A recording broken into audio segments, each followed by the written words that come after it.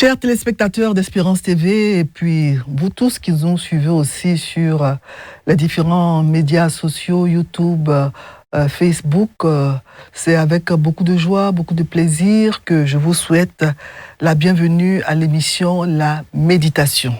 Voilà, cette émission est animée par des membres de la Ligue pour la lecture de la Bible en Côte d'Ivoire sur Espérance TV, la télévision de l'Église méthodiste de Côte d'Ivoire.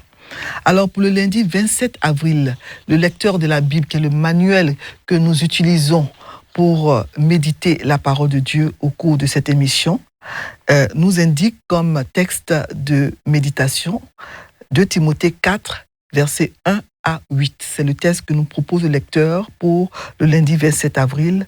Deuxième épître de Paul à Timothée, chapitre 4, les versets 1 à 8. Nous prions. Seigneur, nous prions, Seigneur, que tu fasses taire en nous toute autre voix que la tienne, que nous puissions non seulement entendre ta voix, mais l'écouter. Nous te présentons cette émission. Nous demandons que toi-même, Seigneur, tu la conduises, tu la diriges, qu'il n'y ait aucun problème technique et que ta parole puisse pénétrer les cœurs comme une épée à double tranchant. Bénis ce moment, Seigneur, et parle-nous par ta parole au nom de Jésus. Amen.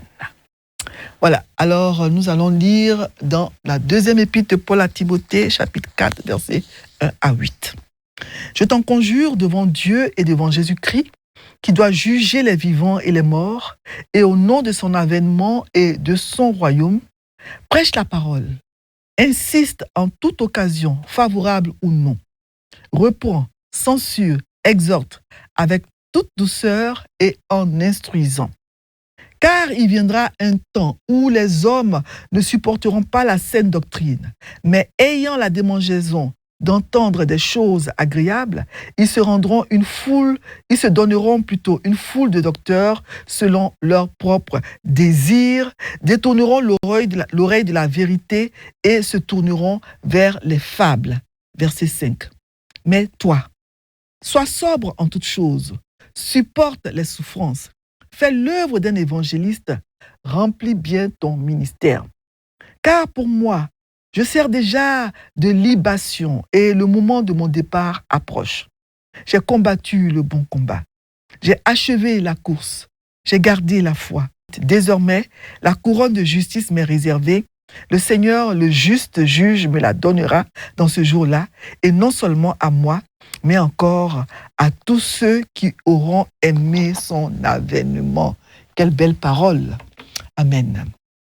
Alors, la deuxième épître de Paul à son fils spirituel, Timothée, fait partie de ce qu'on appelle les épîtres pastorales. Donc, les 2 lettres de Paul à Timothée, c'est la titre, ont été nommées donc épîtres pastorales parce qu'elles renferment surtout des instructions et des directions sur la façon de diriger les églises. Cette lettre est souvent considérée comme le testament de l'apôtre Paul. Vous savez, le testament est un document dans lequel on consigne ses dernières volontés qui doivent être exécutées quand on sera mort, quand on ne sera plus là. Donc, Paul, dans cette lettre, écrit cette lettre plutôt au cours de son 2e emprisonnement à Rome. Nous assistons donc à un moment poignant où Paul, sentant sa mort venir, donne des instructions à son fils spirituel Timothée. Voilà.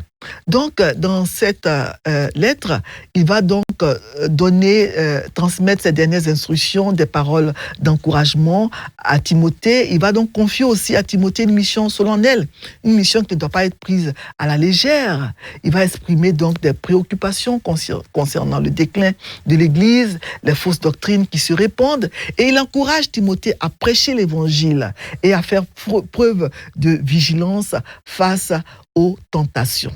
Voilà. Alors, dans ce passage, on imagine un peu la scène, ce qui se passe.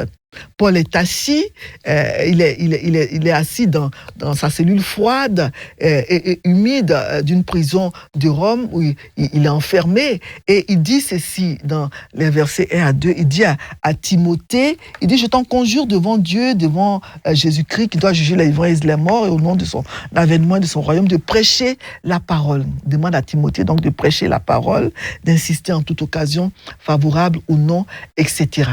Donc, Paul, malgré son emprisonnement, malgré donc les murs de la prison dans laquelle il se trouvait, il comprenait une réalité spirituelle qui était que à travers que la parole de Dieu ne pouvait pas être consignée, enfermée dans les murs d'une prison. Voilà. Donc, spirituellement, à travers cette lettre à Timothée, il va donc d'abord rendre un témoignage solennel à son collaborateur, qui est Timothée. Et donc, Paul parle du second avènement de Jésus. Paul exerçait son ministère depuis plus de 30 ans déjà. Et ses premières lettres, comme les épîtres aux Thessaloniciens, mentionnaient déjà le retour de Jésus. Et maintenant, à la fin de sa vie, ça fait plusieurs années qu'il est dans le ministère, mais sa foi n'a pas faibli.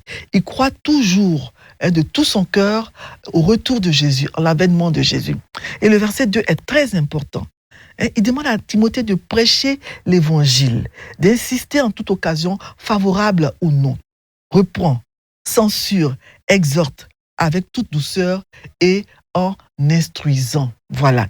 Donc, c'est un ordre qui est très important. Il faut convaincre, il faut reprendre, il faut exhorter, enseigner la parole. Tout ça, c'est l'enseignement de la parole. Donc, c'est la mission des pasteurs, des ministres, la mission, en fait, de tout chrétien. Parce qu'ils ne doivent pas prêcher leurs propres idées. Ils ne doivent pas prêcher leurs histoires, mais ils doivent prêcher la parole. Prêche la parole pure et simple de Dieu. Ils ne doivent pas la corrompre, mais ils doivent parler avec sincérité de la part de Dieu, devant Dieu, en Christ. Ils doivent insister sur ce qui est important. Le message doit être centré sur Jésus. Il faut, Timothée, que tu sois prompt à intervenir en toute occasion, même en des occasions qui ne sont pas favorables. Il faut exhorter, il faut reprendre. Il faut appeler tous ceux qui sont sous ta charge. Il faut les appeler à prendre conscience du péché, à faire leur devoir. Appelle-les à se repentir, à croire et à mener une vie sainte. Et ce, en toute occasion. Lorsqu'ils ont le temps de t'écouter, lorsqu'une opportunité particulière se présente, mais fais-le aussi hors du temps, même quand il n'y a pas cette possibilité. Même quand l'occasion n'est pas favorable. Voilà. Parce qu'il est important de semer la semence. Il ne faut pas s'abstenir de le faire, comme cela est écrit dans Ecclésiaste chapitre 11, verset 6. Nous devons intervenir en toute occasion. C'est-à-dire que nous ne devons laisser passer aucune opportunité. Timothée doit informer les gens de leurs fautes. Il doit les reprendre, les réprimander au besoin, convaincre les gens du mal et du danger de leurs mauvaises actions. Il faut s'efforcer en leur parlant franchement. Il faut s'efforcer de les amener à la repentance. Voilà. Et au verset 3, Paul avertit Timothée sur ce qui va arriver dans la suite des temps. Donc, Paul connaissait les problèmes, les temps d'épreuve qui attendaient Timothée. Voilà. Et il doit donc se préparer à cela. Timothée doit être prêt à endurer la dureté du combat qu'il attend en bon soldat de Jésus-Christ. Les jours sombres avec leurs difficultés vont arriver. Donc, il demande à Timothée d'avoir de la vigilance. Il dit, le temps viendra où les gens, ils ne vont pas supporter la saine doctrine, mais ils auront la démangeaison d'entendre des choses agréables. Ils vont détourner leurs oreilles de la vérité et ils vont se tourner vers les femmes. Donc, c'était des jours qui allaient arriver, des jours difficiles. C'était des difficultés qui attendaient le jeune Timothée. Et aujourd'hui, en tant que chrétien, on est confronté à ces difficultés. Quand on jette un coup d'œil sur ces paroles prophétiques de l'apôtre Paul, nous ne pouvons que reconnaître que nous sommes en train de vivre ce temps dont Paul a parlé. Quand il a dit le temps viendra, ce temps est maintenant venu. Aujourd'hui, les hommes ne supportent pas d'entendre la saine doctrine. Le monde d'aujourd'hui veut entendre des choses douces, veut qu'on parle de pardon, de prospérité, d'amour, etc. Mais il ne veut pas entendre la vérité de l'évangile. Il ne veut pas entendre parler du péché, de la repentance, du châtiment, de l'enfer, etc. Alors que ce sont des vérités bibliques. Voilà. Donc, les hommes mauvais et les séducteurs, ils seront donc pires. Les choses vont aller en s'empirant. Parce que nous tendons vers la fin des temps. Donc, l'Esprit de Dieu a inspiré Paul pour qu'il écrive à propos des derniers jours. Au dernier jour, les hommes vont être cupides, vantards, orgueilleux, blasphémateurs, etc. Et c'est ce qui se passe. Et le pire est que les hommes auront une forme de piété, mais ils vont nier la puissance de la parole de Dieu. Donc, Paul dit au verset 5 à Timothée d'être sobre.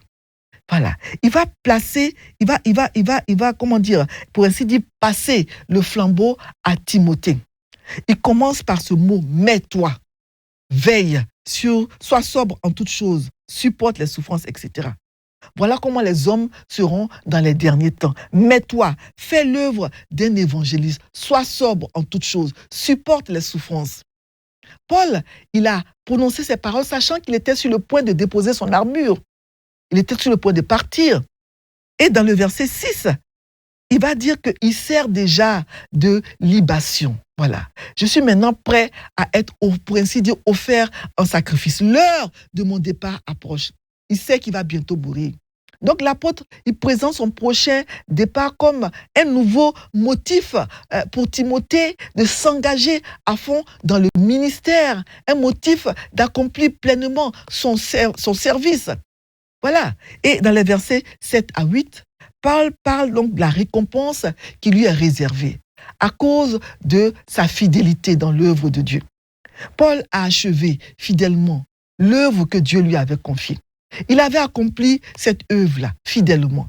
Si les autres avaient été infidèles, si les autres s'étaient détournés de la vraie doctrine, de la vérité, lui, Paul, il avait accompli fidèlement, il avait fidèlement son œuvre.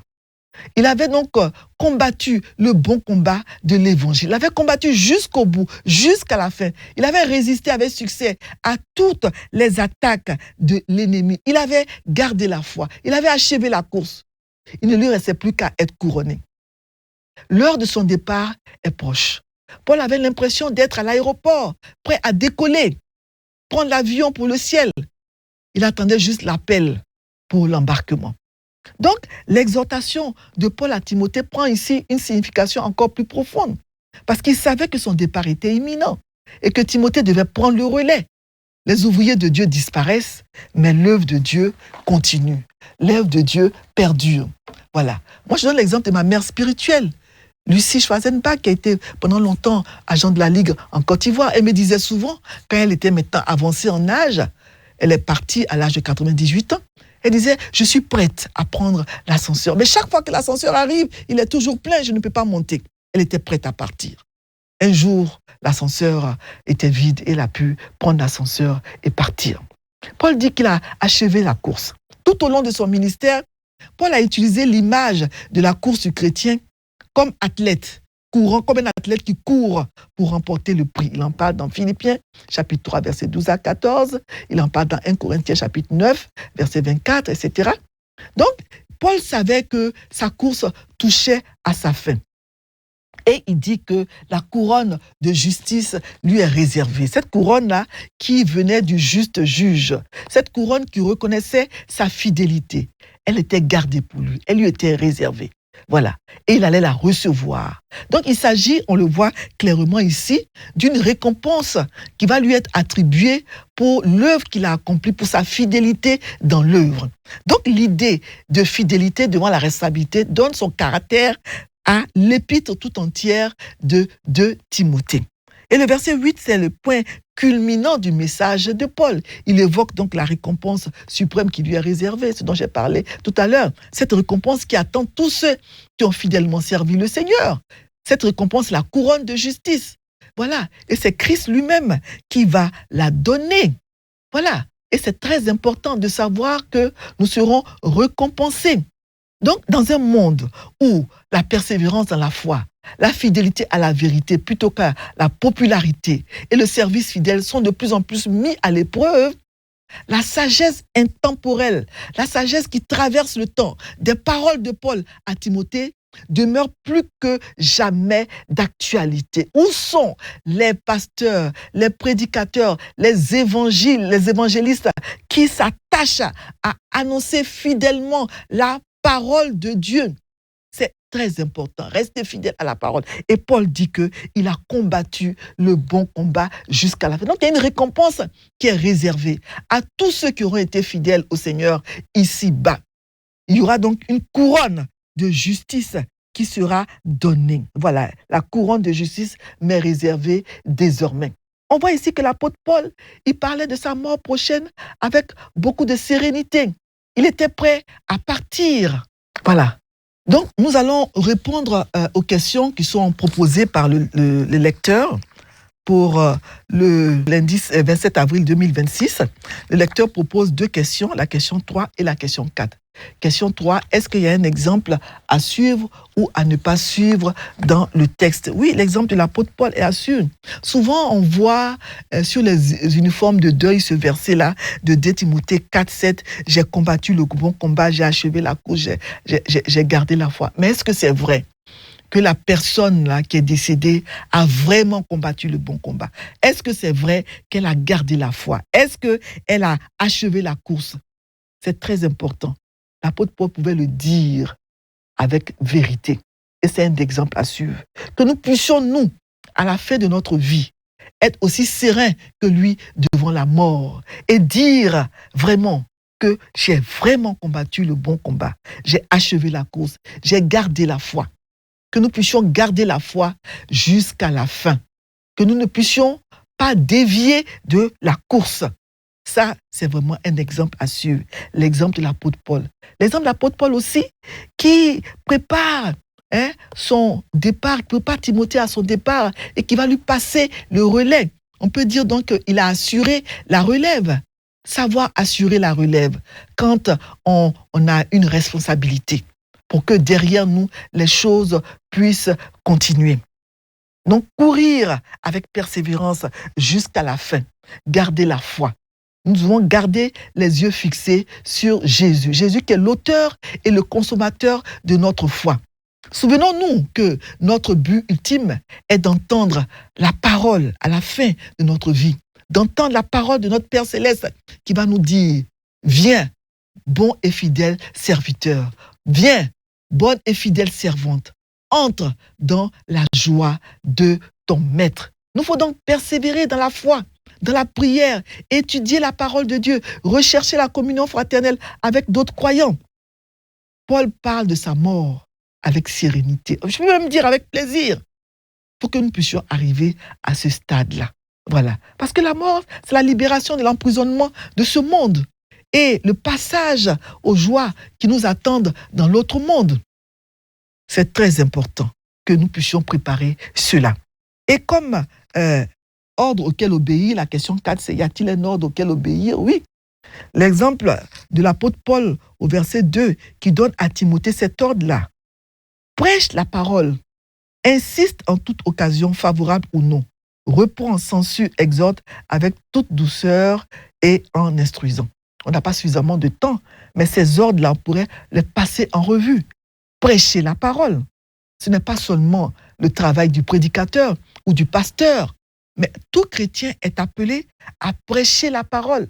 Tout chrétien est appelé à insister en toute occasion. Des occasions favorables comme des occasions défavorables. Tout chrétien est appelé à reprendre, à censurer, à exhorter. Tout ça avec douceur, pas avec méchanceté. Et à instruire. Ce sont des ordres que nous devons prendre au sérieux. Quand nous sommes sauvés, quand nous devenons chrétiens, c'est pour servir le Seigneur. Et nous devons vraiment nous armer de courage et demander au Seigneur de nous aider à mettre en pratique cet ordre-là. Et aussi le verset 5, où il demande à Timothée d'être sobre en toutes choses et de supporter les souffrances. Les difficultés attendent les chrétiens, même les souffrances. Ce n'est pas facile. La vie chrétienne n'est pas un long fleuve tranquille. Que le Seigneur nous aide à supporter les souffrances, qui nous aide à pouvoir garder la foi jusqu'à la fin et que nous puissions lui demeurer fidèles jusqu'à la fin. Que le Seigneur nous y aide. Nous prions. Garde-moi, Seigneur, fidèle à toi. Garde-moi, Seigneur, fidèle à toi. J'ai un prix à remporter, des victoires à gagner. Ô Seigneur, garde-moi, fidèle à toi. Oui, Seigneur, garde-moi fidèle à toi. Garde-nous fidèles à toi. En ces temps qui sont les derniers, ces temps où vraiment il y a toutes sortes de tentations, toutes sortes de faux messages, toutes sortes de faux prophètes, que nous puissions rester fidèles à ta parole, que nous puissions te rester fidèles, éternel, qu'à la fin de notre vie, nous puissions prononcer ces paroles de l'apôtre Paul avec sincérité. J'ai combattu le bon combat, j'ai gardé la foi. Désormais, la couronne de justice m'est réservée. Oui, il y a une récompense réservée à tous ceux qui persévèrent jusqu'à la fin, qui combattent le bon combat, qui restent fidèles au Seigneur jusqu'à la fin. Seigneur, garde-nous fidèles à toi, envers et contre tout. Bénis ta parole, Seigneur, et qu'elle touche les cœurs de tous ceux qui nous écoutent actuellement. C'est au nom de Jésus que j'ai prié. Merci, Seigneur. Amen. Garde-moi, Seigneur, fidèle à toi. J'ai un prix à remporter, des couronnes à gagner. Garde-moi fidèle à toi. Oui, j'ai combattu le bon combat. J'ai achevé la course. J'ai gardé la foi. Désormais, la couronne de justice m'est réservée. Que nous puissions prononcer ces paroles avec sincérité à la fin de notre vie.